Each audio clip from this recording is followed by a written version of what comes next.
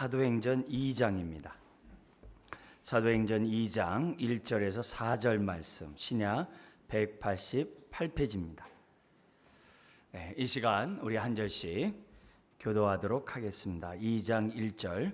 오순절날이 이미 이름에 그들이 다 같이 한 곳에 모였더니 호련히 하늘로부터 급하고 강한 바람 같은 소리가 있어 그들이 앉은 온 집에 가득하며 마치 불의 혀처럼 갈라지는 것들이 그들에게 보여 각 사람 위에 하나씩 임하여 있더니 그들이 다 성령의 충만함을 받고 성령이 말하게 하심을 따라 다른 언어들로 말하기를 시작하니라.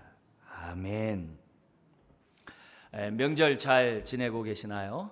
하나님께서 우리를 자녀 삼으신 이유는 우리를 통해서 우리 가정이 하늘의 복을 받으라고, 그리고 우리를 만나는 사람들이 그리스도 안에 있는 하나님의 사랑을 체험하라고 하나님이 저와 여러분들을 자녀 삼으신 줄 믿습니다.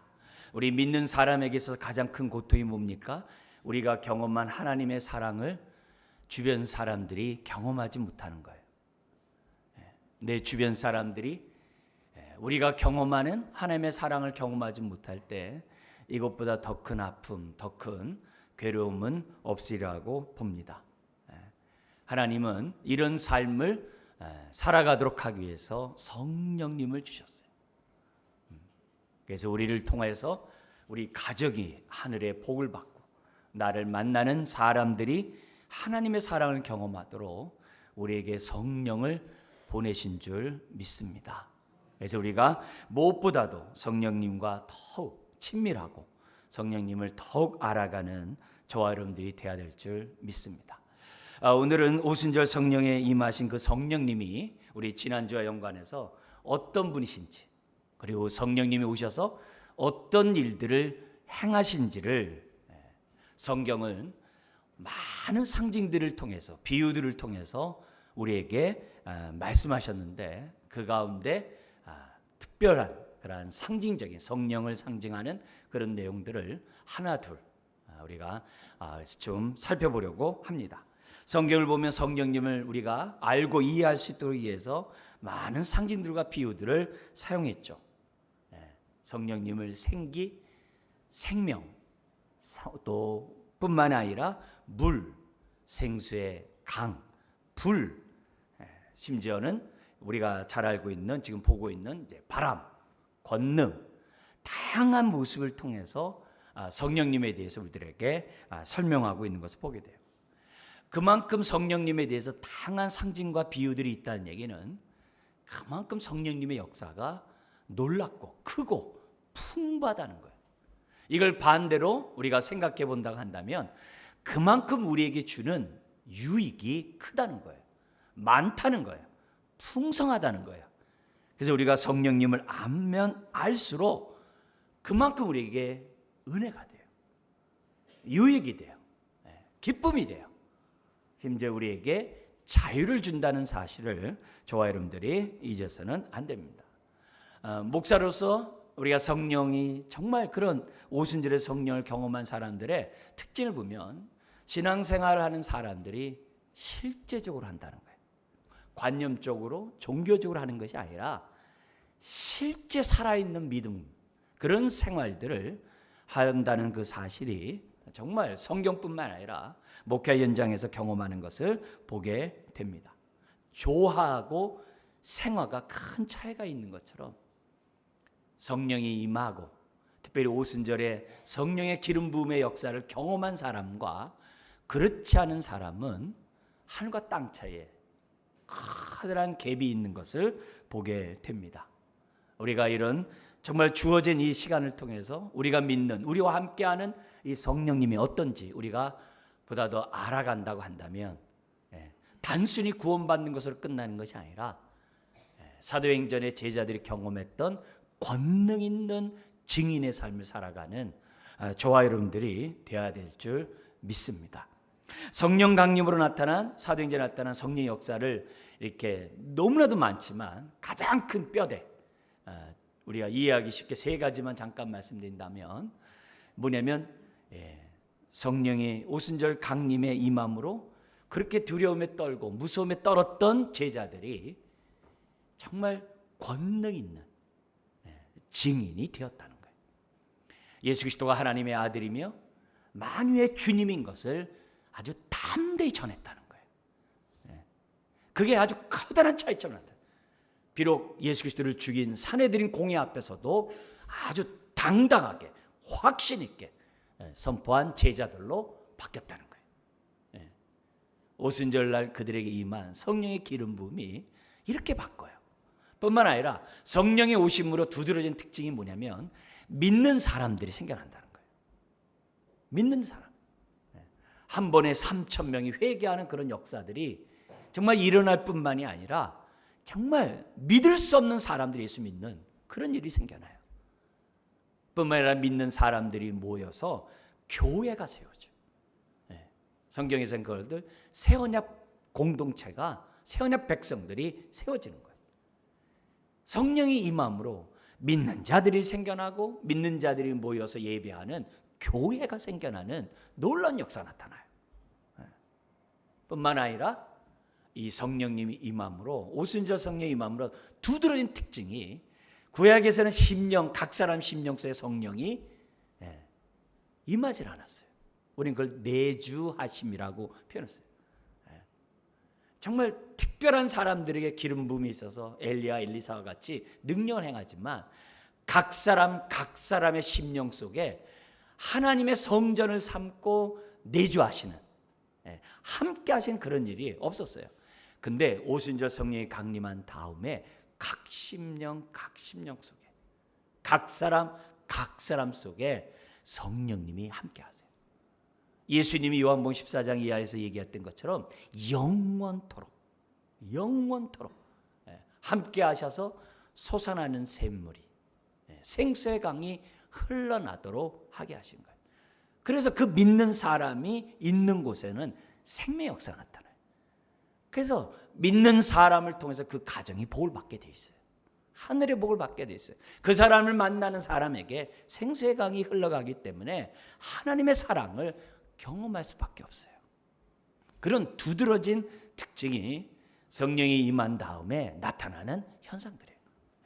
우리가 몇 가지 중요한 비유를 통해서 성령님의 역사를 우리가 살펴보겠지만 오늘은 이제 한 가지만 우리가 볼 겁니다. 근데 어제는 보겠지만 그런 것들을 이 뼈대 위에다가 이게 잘 연결하는 가운데 우리의 신앙이 아주 견고한 살아있는 실제적인 추상적인 신앙이 아니라 운동력 있는 신앙을 저와 여러분들이 가져야 될 줄 믿습니다. 지금 우리가 읽었던 2장 1절에 4절은 오순절날 성령이 임한 그 현상이 나온 거예요. 두드러진 특징이 바람과 불의 그러한 단어를 사용해서 성령님의 임재를 설명하고 있어요. 근데 이 바람과 이 불이 성령의 임재 때 나타난 이 현상은 성령님이 나타났을 때만의 현상이 아니에요. 구약에서 보면은 시내산에서 그들과 십계명을 주고 그들과 언약을 정말 이 결혼 관계를 맺는 그런 시내산에서 하나님이 강림할 때도 바람과 불로 임하셨어요. 엘리야가 호렙산에서 하나님의 임재를 경험할 때도 바람과 불이 임했어요. 성령님이 임할 때 바람과 불이 임했다는 얘기는 뭐예요? 성령님이 하나님이시라는 거예요. 하나님. 성령님이 어떤 비인격적인 하나의 능력으로 주장하는 사람들이 많이 있어요. 그게 아니라는 거예요. 성령님도 똑같은 인격적인 하나님이신 것을 보여주고 하나님이기에 그분의 나타난 현상이 바람과 불로 우리들에게 나타난 거예요. 하나님의 임재가 있는 곳에 어찌 하나님의 임재의 모습이 없겠어요? 바람과 불로 지금 뭐예요? 10일 동안 간절히 기도하는 120명의 그러한 성도들 위해 제자들 위해 성령의 기름 부음이 임했다라고 지금 오늘 이 사도행전 2장 1절 이하는 설명하고 있어요. 그 불이 임했기 때문에 그 바람이 그들에게 들어갔기 때문에 사도행전의 역사가 쓰여진 거예요.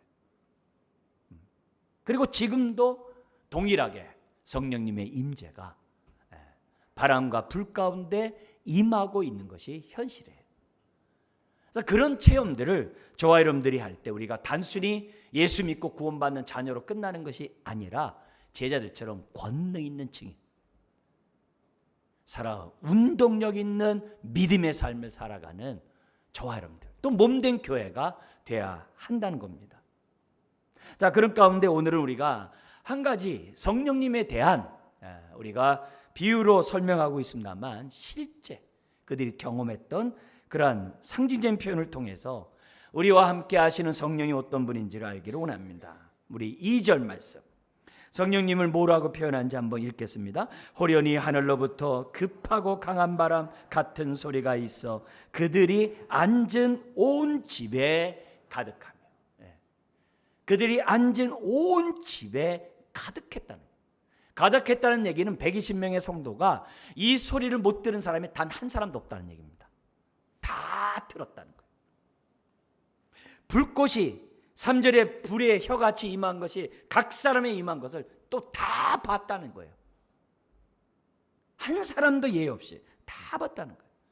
여기 보니까 성령님을 어떻게 표현하고 있습니까? 급하고 강한 바람 같은 소리가 있어로 표현하고 있어요. 성령님은 바람으로 표현했어요. 바람으로. 바람은 눈에 보이지 않아요. 그러나 나뭇가지가 흔들리고 나무가 뿌리째 뽑히는 것을 보면서 바람의 존재를 우리가 압니다.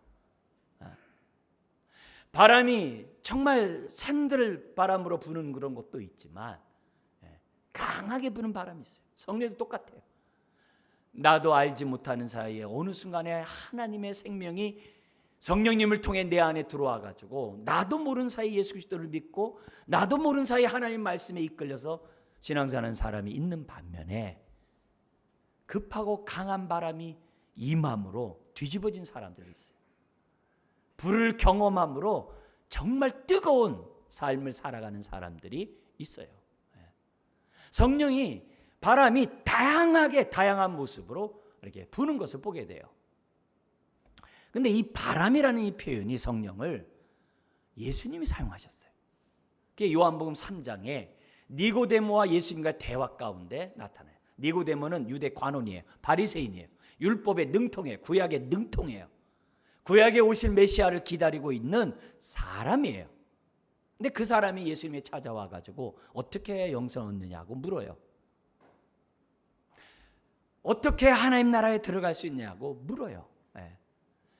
그런 니고데모에게 거듭나야 다시 태어나야 한다라고 말씀하자 이 유대 관원이었던 니고데모가 이해를 못해요. 이 나이에 모태에 다시 들어갔다 나와야 됩니까? 이런 식으로밖에 이해를 못해요. 이해하지 못하는 그 니고데모에게 요한복음 3장 5절 이하에 이렇게 말씀을 하십니다. 예수께서 5절에 3장 5절에 예수께서 대답하시되 진실로 진실로 내게 이르노니, 그 다음 구절 읽겠습니다. 사람이 물과 성령으로 나지 아니하면 하나님의 나라에 들어갈 수 없느니라. 거듭나는 그것을 물과 성령으로 나지 아니하면 이렇게 얘기를 해요. 여기 물 또한 성령에 대한 얘기예요. 그럼 다음 시간에 우리가 다음에 보도록 하겠고요. 그러면서 6절에 이렇게 얘기합니다. 육으로 난 것은 육이요 영으로 난 것은 영이니 함으로 거듭나는 것이 성령으로 거듭나야 한다는 것을 예수님이 니고데모에게 말씀하세요. 그리고 나서 7절에 이렇게 얘기합니다. 내가 네게 거듭나야 하겠다 하는 말을 놀랍게 여기지 말라. 그러면서 8절 우리 같이 한번 읽겠습니다. 바람이 임의로 불매 내가 그 소리는 들어도 어디서 와서 어디로 가는지 알지 못하나니 성령으로 난 사람도 다 이러하니라 하면서 성령으로 거듭나는 이 사건을 바람이 임의로 불매로 우리 주님이 사용하셨어요. 자, 그런데 성경에서 예수님이 또 오늘 이 사도행전에 기록한 이 바람을 얘기할 때 우리가 생각하는 바람으로 이해하면 안 돼요. 그건 하나의 비유로 얘기한 거예요. 성경에서 바람이라는 이 단어는 숨, 호흡이라는 단어예요. 성경 안에서 바람은 숨, 호흡이라는 이 단어가 같은 단어예요. 이 바람은 불다라는 동사에서 온 단어예요. 근데 그 사용한 그 단어가, 이 단어가 성경에서는 숨, 호흡으로도 때는 뭐예요? 영으로도 번역이 되고 있어요. 전체적인 성경에서 얘기할 때 바람이라는 것은 우리가 기본적으로 숨. 그러면 숨 그럼 뭐가 생각나야 돼요? 우리 지난주에도 봤듯이 숨 그러면 가장 짧게는 요한복음 20장 21절 이하에 부활의 주님이 정말 부활한 그 주님에 대해서 막달라 마리아의 그러한 증언을 드렸음에도 불구하고 믿지를 못해요. 그들은 두려움에 쌓여서 문을 꼭 걸어 잠기고 그들은 뭐예요? 두려움에 떨고 있었어요. 그런 자들에게 부활의 주님이 나타나셔서 평강이 너에게 있을지어다 하면서 권위와 권능과 권세를 주세요. 어떤 권위를 줘요? 아버지께서 나를 보내신 것처럼 나도 너희를 보내노라. 권능을 주세요. 어떻게 줘요? 숨을 내쉬며 성령을 받으라. 바로 여기서 숨을 내쉬며가 같은 단어예요. 숨을 내쉬며 두려움에 떨고 있는 그들에게 숨을 불어넣듯이, 호흡을 불어넣듯이, 생기를 불어넣듯이 제자들에게 불어넣으신 거예요. 뭘 불어넣어요? 성령을 불어넣은 거예요. 그래서 권세를 주죠. 모든 죄를 사하는 권세를 제자들에게 주는 거예요. 오늘날 교회에게 준 거예요. 그래서 교회에서 세례를 베풀면서 죄사함에 대한 선포를 하죠. 네. 자, 거기서 성령을 받으라 하면서 숨을 내쉬면서 했던 그 단어가 여기 바람이에요. 그러면 이 사건은 뭘 또 연상해요? 창세기 2장 7절을 연상하게 하죠. 흙으로 사람을 빚으시고 그 코에 뭘 불어넣으세요? 생기. 그게 이 단어예요. 이 단어예요. 바람을 불어넣으시고 숨을 불어넣으시고. 그래서 사람이 생명이 된지라 호흡하고 숨을 쉬는 존재가 되었다라고 얘기를 해요. 무엇보다도 하나님을 아는 영적 존재가 된 거죠. 그래서 사람들이 아주 고대 원신이라 할지라도 왜 동쪽을 놓고 시신을 눕게 해요?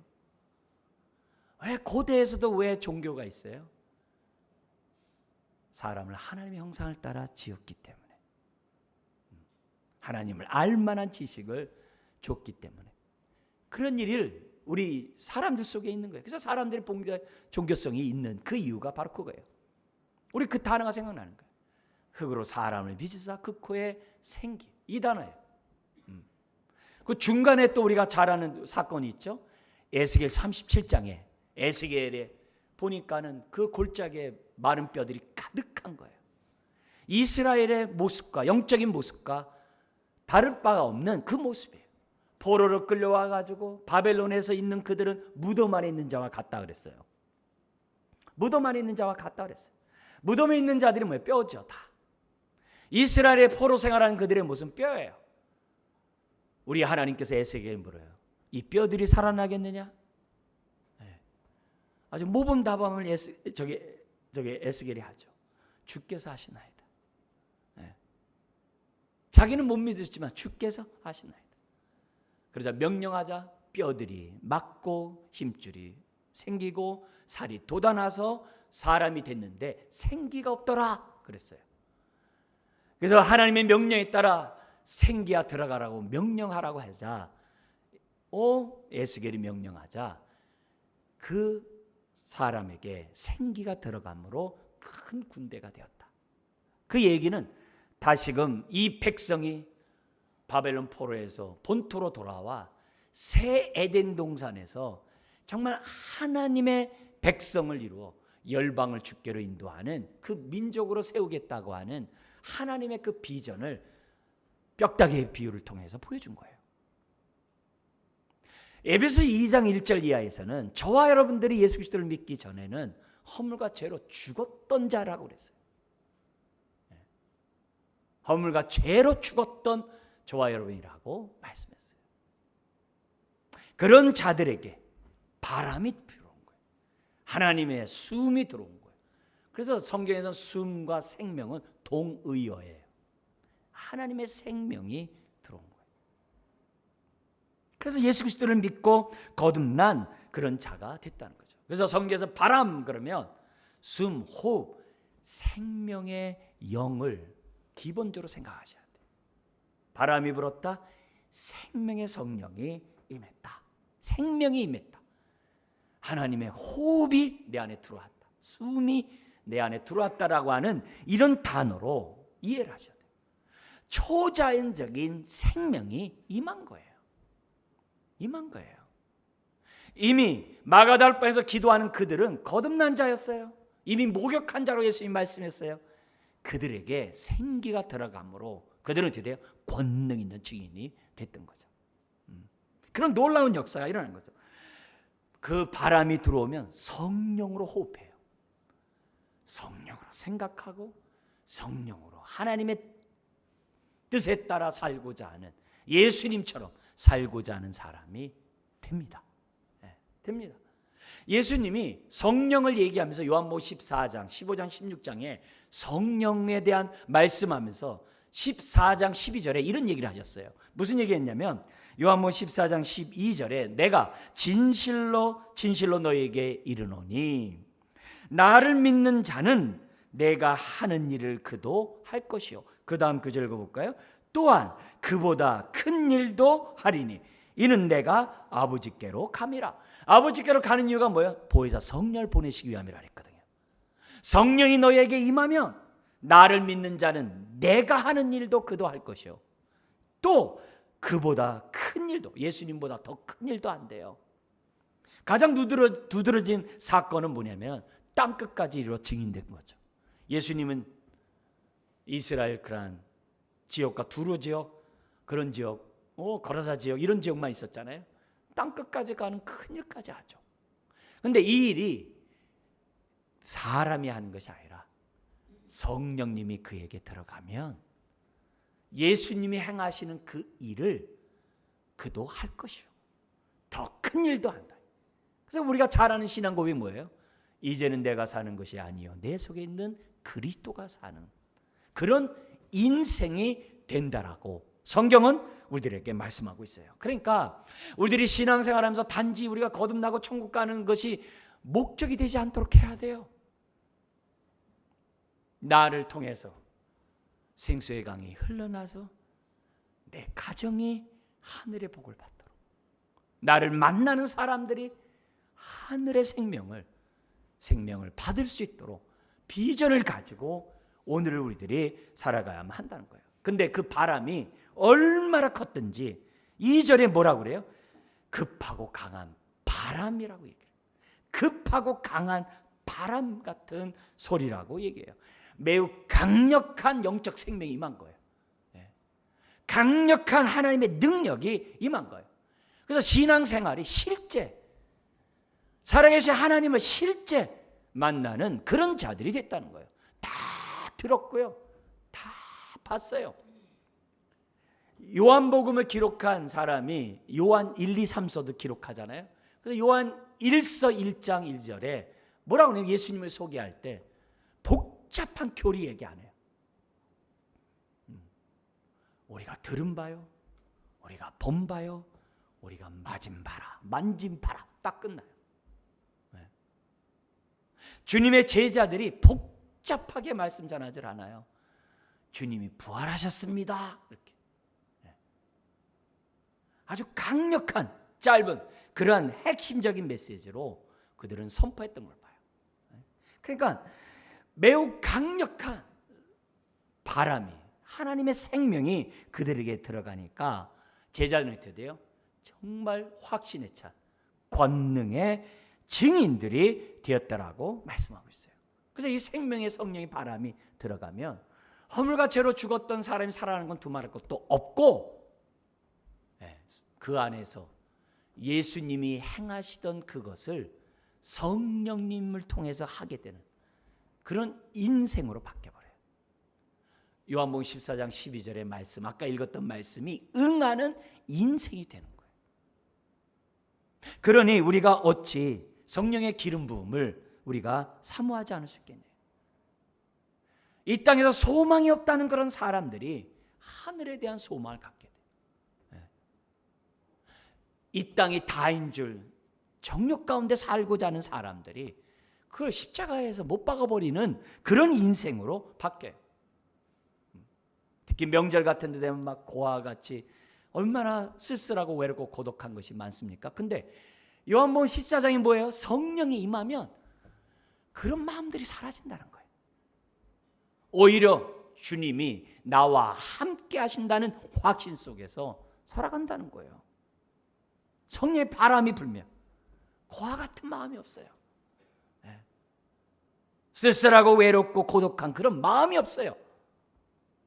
성령의 임재의 그 바람이 그 안에서 불고 있기 때문에 그런 게 없다는 거예요. 뿐만 아니라 14장, 15장, 16장 요한복음에서 성령을 뭐라고 얘기해요? 진리의 영이라고 그랬어요. 그래서 우리로 하여금 진리 안에 거하게 하고 진리 안에 속한 자가 되게 해요. 그래서요, 무엇보다도 하나님 말씀에 민감하게 반응해요. 말씀이 부는 구서에 내가 어때요? 영이 움직여요. 그래서 아멘으로 화답해요. 말씀인데 밍숭밍숭하고 그렇게 하지 않아요. 말씀이 선포되면 벌써 마음이 벌써 그 말씀에 대한 반응이 남달라요. 그러니 우리 안에 성령의 기름 부음을 사모하지 않을 수가 없는 거죠. 이런 얘기는, 이런 사도행전의 이런 역사는 예수님이 요한복음의 누누이 말씀해요. 우리가 14장서부터 이 성령님을 설명하기 위해서 14장서부터 봤습니다만 앞에 14장 이전에도 끊임없이 이런 성령님에 대한 얘기들을 끊임없이 이 영적인 생명에 대해서 예수님이 끊임없이 말씀하셨어요. 가장 대표적인 것이 요한복음 6장이죠.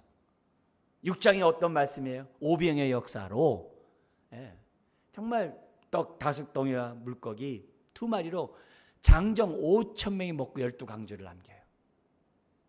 얼마나 놀라운 역사인지 몰라요. 그러자 백성들이 드디어 예수님을 왕으로 삼고자 했어요. 왜요? 왕으로 삼으면 모든 문제 해결되니까.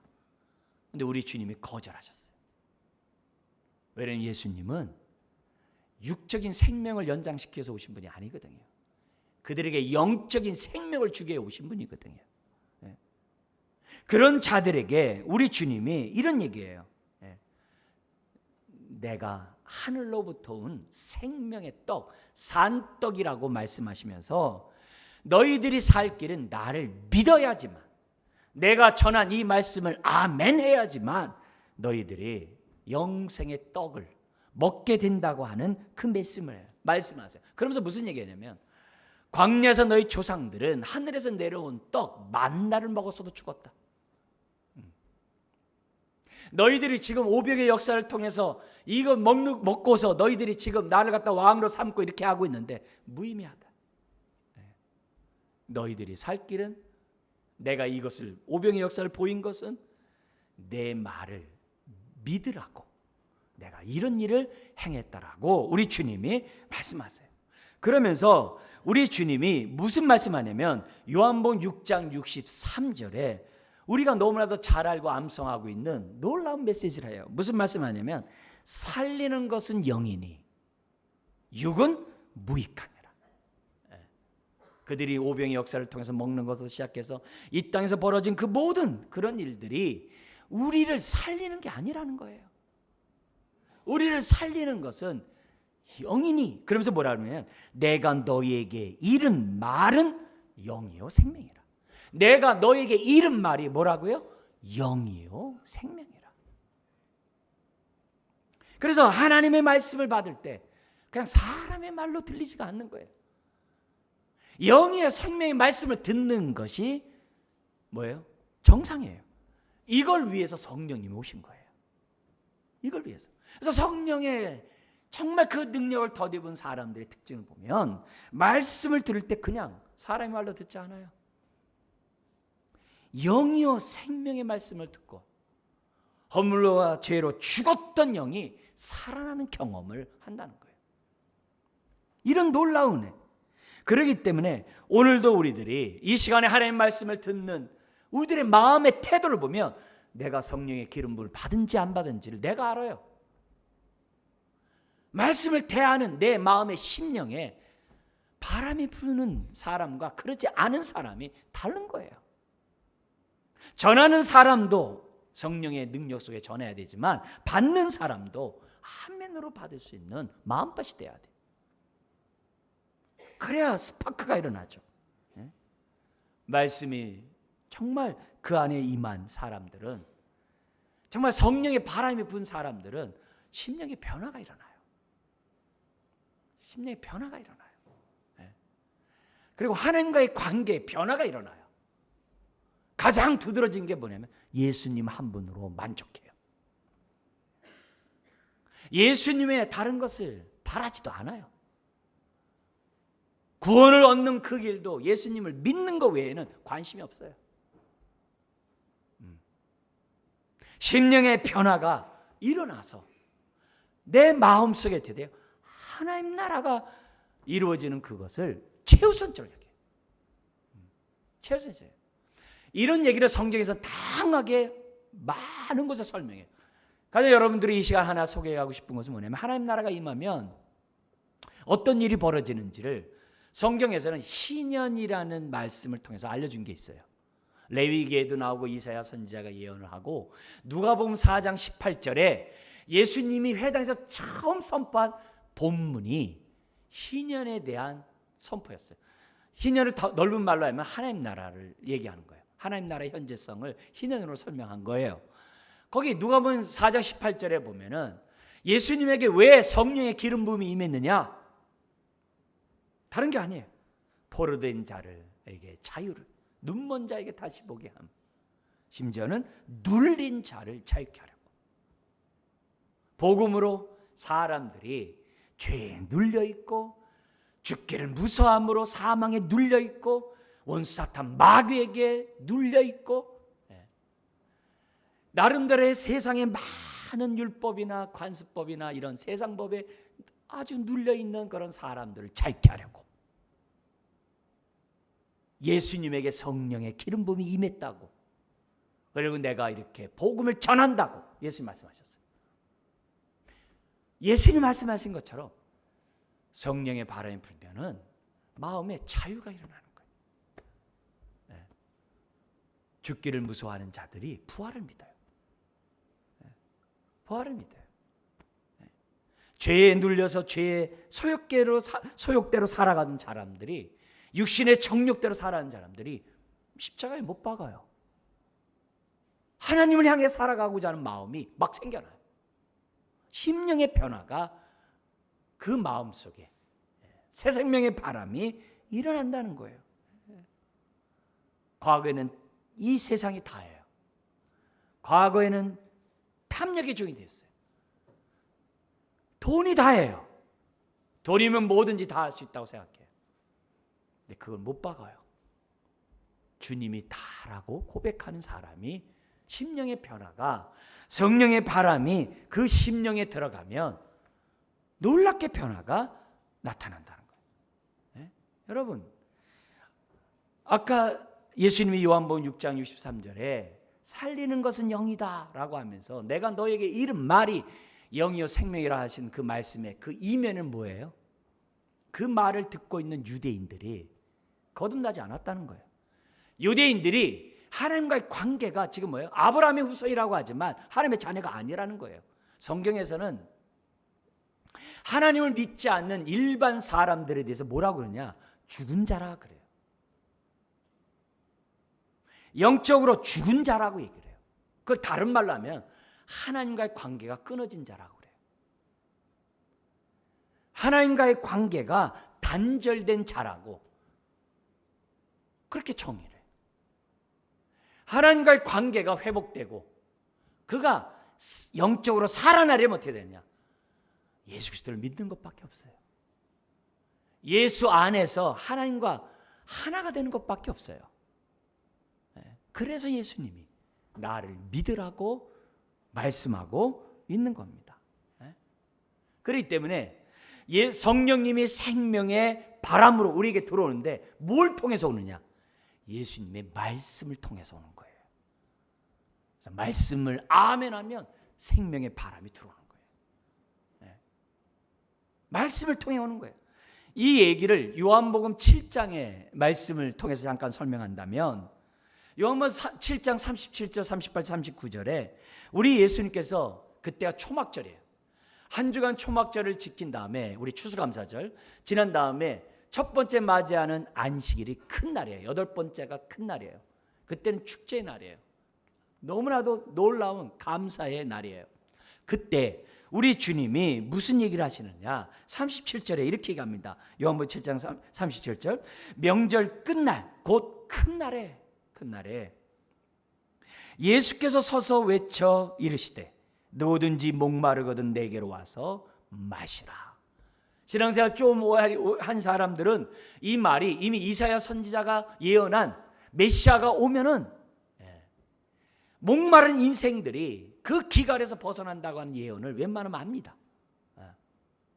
지금 예수님께서 그날에 외칩니다. 누구든지 목마르거든 내게로 와서 마셔라 이렇게 얘기합니다. 그러면서 38절 오늘 우리가 주목해서 봐야 될 구절입니다. 같이 한번 읽겠습니다. 나를 믿는 자는 성경의 이름과 같이 그 배에서 생수의 강이 흘러나오리라 하시니. 할렐루야. 성경의 이름과 같이 구약에서 예언된 그런 것 같이 그 배에서 내 심령 깊숙한 곳에서부터 뭐가 흘러나온다고요? 생수야. 나에게서 오는 것이 아니라 내 안에 계신 성령님을 통해서 생수의 강이 흘러난다는 거예요. 그래서 내 가정이 나 때문에 복을 받게 되어 있어요. 왜? 생수의 강이 나오니까. 나를 만나는 사람이 하나님 사랑 경험하게 되어 있어요. 왜요? 생수의 강이 흘러나니까. 그러면서 뭐라고 그러냐면 39절에 이는 그를 믿는 자들이 받을 성령을 가리켜 말씀하신 것이라. 그러면서 예수께서 아직 영광을 받지 아니하셨으므로 주님이 십자가에 죽고 부활한 그 사건, 십자가에 죽는 사건을 예수님이 요한복음에 영광 받으심이라 얘기했잖아요. 영광을 받지 아니하였으므로 성령이 아직 그들에게 계시지 아니하시더라. 성령님은 생명의 영이세요. 근데 그 생명이 뭘 통해 온다고요? 말씀을 통해 임하는 거예요. 말씀을 통해. 그래서 말씀을 우리가 받을 때 우리가 내 영에 주의 생명의 바람이 불게 하여 주옵소서. 하나님 말씀을 들을 때 그냥 듣는 것이 아니라 영으로 받아들이게 하여 주옵소서. 그런 심령의 변화를 우리가 가져야만 합니다. 그래서 성경의 바람 그러면 생명의 바람으로. 오늘도 성경에 보면은 강력한 새 생명의 바람이 지금 뭐예요? 마가다락방 기도하는 그런 심령에 지금 임한 거예요. 강력하게 부른 것을 우리 애들에게 보여줍니다. 여러분 거듭나는 것은 성령 없이 안 된다고 그랬어요. 예수님 믿는 것 또한 성령 없이는 안 됩니다.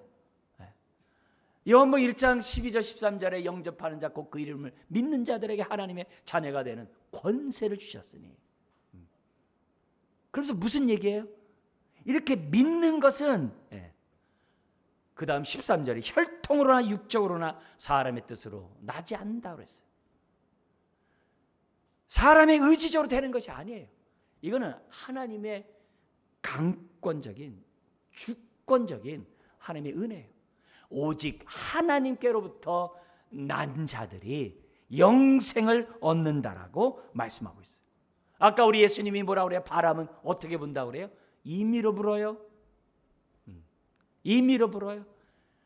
하나님이 택한 자들에게 성령의 임의로 불어요. 그 바람을 통해서 사람이 살아나요. 허물과 죄로 죽었던 영혼들이 살아나요. 그리고 하나님의 뜻을 위해 내 삶을 드리는 인생이 됩니다. 단순히 구원에만 머무는 것이 아니라 사도행전이 우리에게 주는 메시지는 다른 게 아니에요.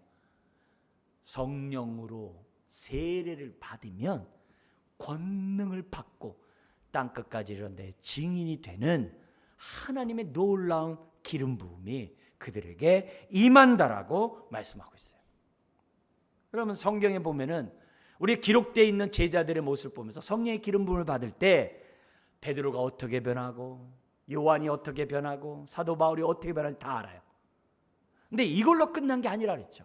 오늘날도 계속 바람이 불고 있죠. 우리 가까운 시대 속에서 많은 위대한 일을 했던 우리 선배들이 있어요. 여러분도 잘 아는 뭐 어거스틴도서부터 시작해서 우리 뭐 루터나 칼빈이나 이런 사람들 여러분 잘 아시죠? 그뿐만 아니라 더 가까이, 더 가까이 여러분들이 많이 아는 우리 중고등부 우리 학생들이 이번 여름 수련회 때 성경학교 때 철로 역정을 했어요. 철로 역정을 쓴 그 사람이 땜쟁이였거든요. 땜쟁이였다고요. 땜쟁이였던 그에게 성령의 바람이 부니까 철로 역정을 쓰는 거예요. 인도에 선교의 아버지라고 하는 윌리엄 캐리가 있어요. 그 사람 구두 수성공이었어요. 그에게 성령의 바람이 부니까 인도가 정말 인도의 하나님의 복음이 선포되는 놀라운 역사가 나타나요. 미국의 부흥을 주도했던 무디라든지 요나단 에드워드라든지 이런 사람이 뭐예요? 성령의 바람이 분 사람들이거든요. 강력하게 분 사람들이죠. 오늘날도 우리 주변에서 강력한 성령의 바람 가운데 신앙생활하는 사람들이 너무 많죠. 목사로서 기대하는 게 뭐겠어요?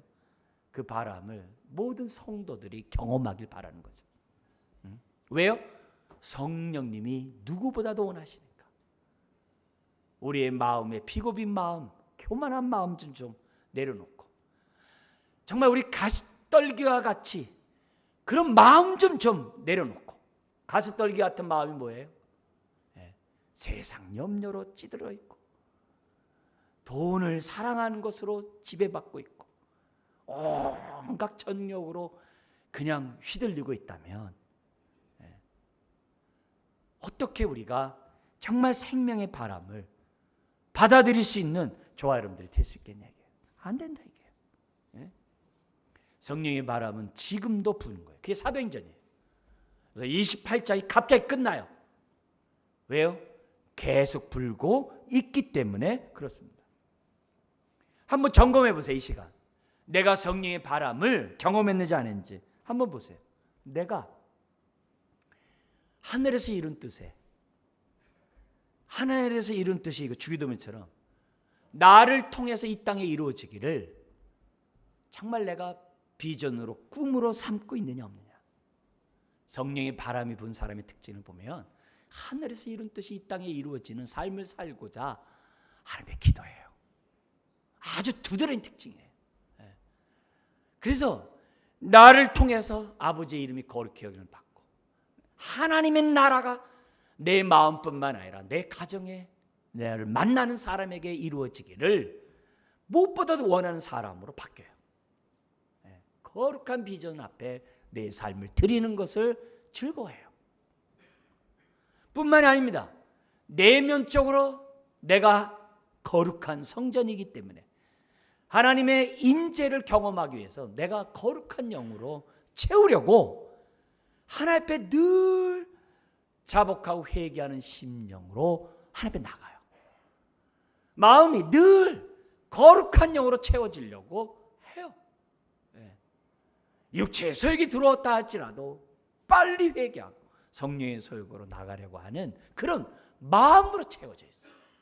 마음으로 채워져 있어요. 뿐만 아니라 삶의 방향이 주님이 가신 그 길을 따라가려고 해요. 어떻게 해요? 자기를 부인하고 자기 십자를 지고 주님 가는 그 길을 자꾸 따라가려고 해요. 쟁기를 잡고 뒤를 돌아보려고 하지 않아요. 계속 그 길을 가려고 해요. 무엇보다 바울이 우리에게 가르쳐 준 것처럼 우리의 생각과 우리의 마음에 하나님의 나라가 임하도록 정말 몸부림치는 인생이 되고자 해요. 그 대표적인 것이 고린도후서 10장 3절에서 5절이에요. 여기 보면 사단이 딴 곳에 이렇게 진을 치고 있는 게 아니에요.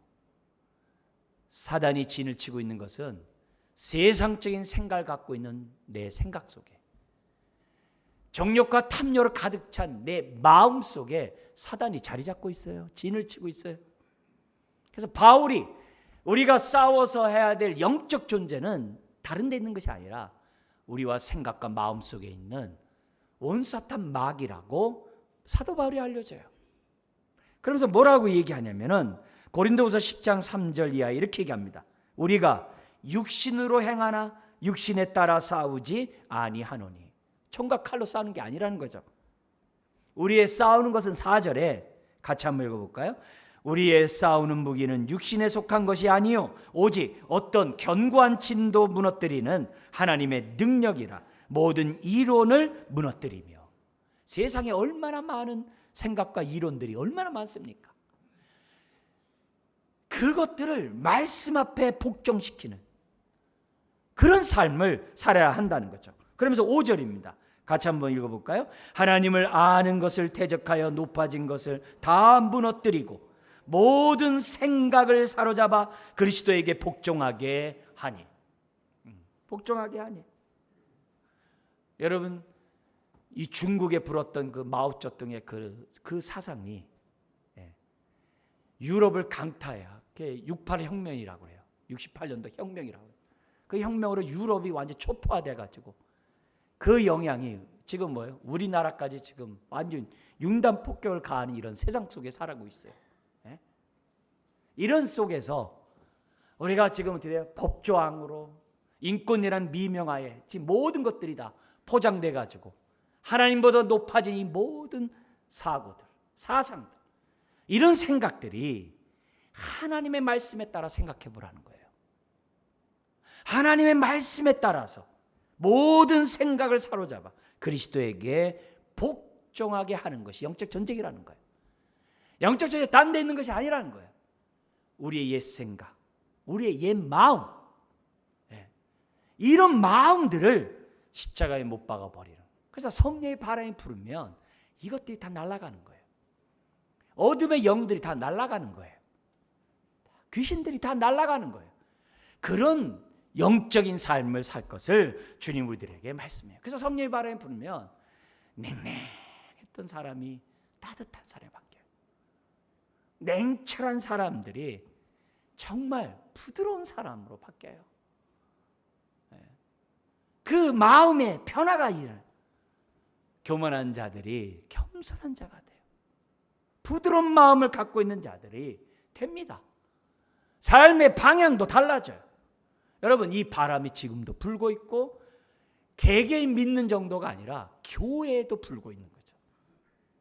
지금 얼마 전에 영국에서 개신교들 모여가지고 그런 회의하고 집회를 했는데 그 선교 보고가, 세계에서 들어온 보고가 뭐냐면은 남미하고 아프리카에 오순절 성령의 역사가 임했던 그들에게 지금 뭐냐면 하나님의 말씀이 임하는 놀라운 바람들이 불고 있다는 거예요.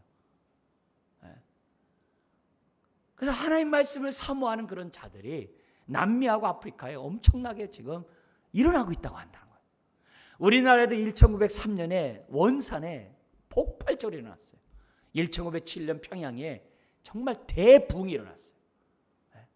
그 영향이 오늘날까지 이 한국 가정에 오고 있어요. 우리가 바라는 게 뭐겠어요? 지금 이때에도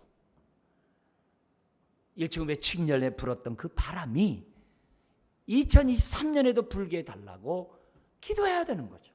그게 교회가 마땅히 기도해야 될 내용인 거죠. 오늘 오순절 마가다락방에 그들은 거듭난 자들이었어요. 그들에게 뭐가 해요? 바람이 분 거예요. 급하고 강한 바. 그리고 그들이 권능 있는 증인이 됐던 거예요. 능력 있는 증인이 됐던 거예요. 그것이 뭐냐면 또다시 필요한 거예요. 이 기도를 부르짖어야죠. 간구해야죠. 그래서 나 하나 겨우 신앙생활하는 것이 아니라 내 가정을 살리고 나를 만나는 사람들에게 하나님의 사랑이 전파돼야죠. 향방 없이 달려가는 인생이 아니라 표대를 향해 나아가는 인생이 돼야죠. 내 마음에 하나님의 나라의 임재가 임하는 인생이 돼야 하는 거죠. 무엇보다도 실제적인 신앙, 살아있는 신앙, 그냥 종교적인 그런 거 배워서 신앙생활하는 거 말고 정말 바람이 부는 인생이 돼야만 할 줄 믿습니다.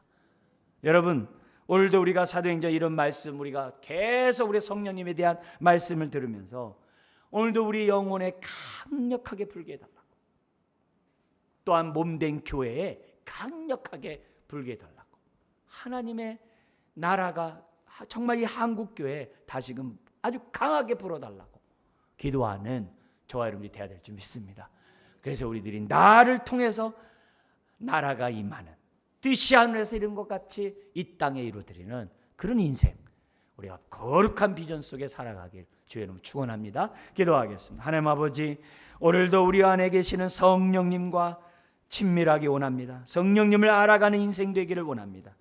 주여, 우리가 세미한 음성 가운데만 따뜻한 그런 바람만이 아니라 급하고 강한 바람이 임함으로 오늘도 주여 우리들이 살아계신 하나님을 생생하게 만나고 신앙생활하는 주의 자녀들 되게 하여 주옵소서. 오순절날 임했던 이 성령의 바람이 주여 한국교회 또한 세계교회에 임하게 하여 주시고 오늘 믿는 각 사람들에게 불게 하여 주셔서 심령의 변화가 일어날 뿐만이 아니라 삶의 방향성이 하나님의 뜻을 이루는 방향성으로 이루어지는 역사가 나타나게 하여 주옵소서. 예수님의 이름으로 기도드리옵나이다. 아멘. 찬송가 184